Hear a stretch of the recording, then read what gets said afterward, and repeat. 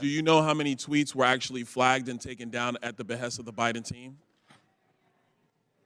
I wouldn't agree with the characterization of it as being at the behest of them. These tweets were reported, and Twitter independently evaluated them under its rules. But the email is very clear. More to review from Biden team.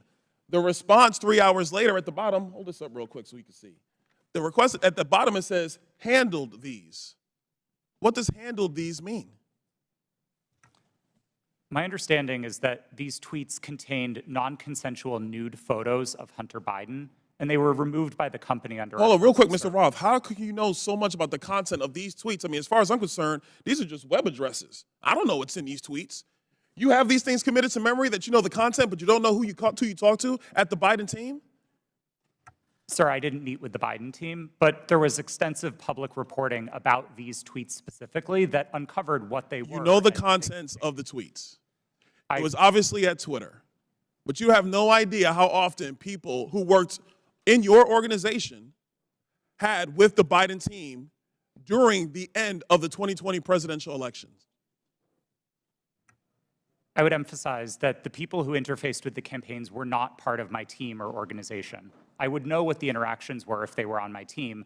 It was a different part of the organization, not mine. Let me ask you a separate question, and I'll ask it of you too, Mr. Baker. Have you guys been able to quantify the amount of in-kind contributions associated with taking down the New York Post story? Because the New York Post story was down for 2 weeks, give or take.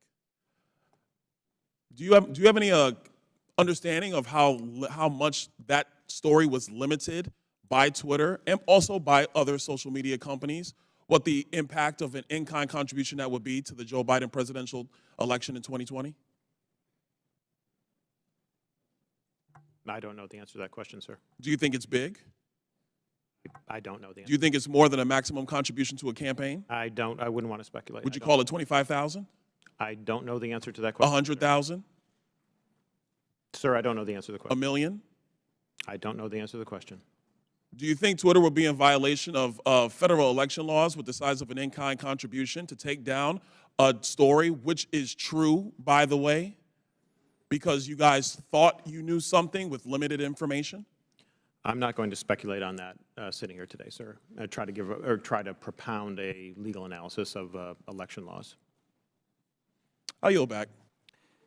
I don't know about you, but I get so frustrated when I see these interviews and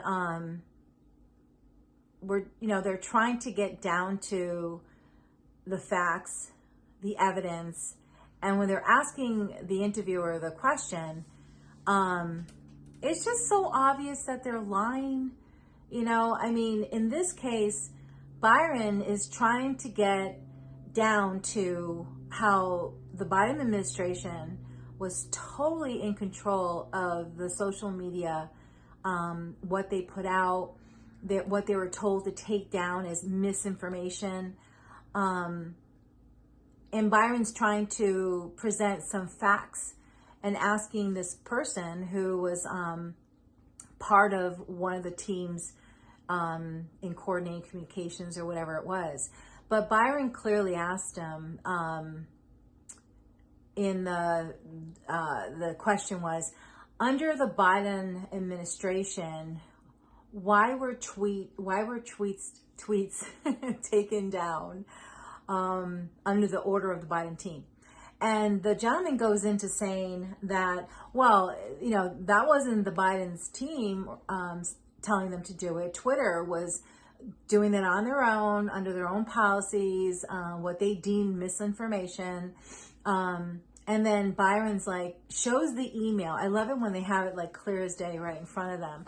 Shows the email that says the Biden team, it comes from the Biden team, and it's telling them to handle these, right? And then the gentleman goes into depth as far as trying to explain what those emails are that the Biden team is telling them to handle them.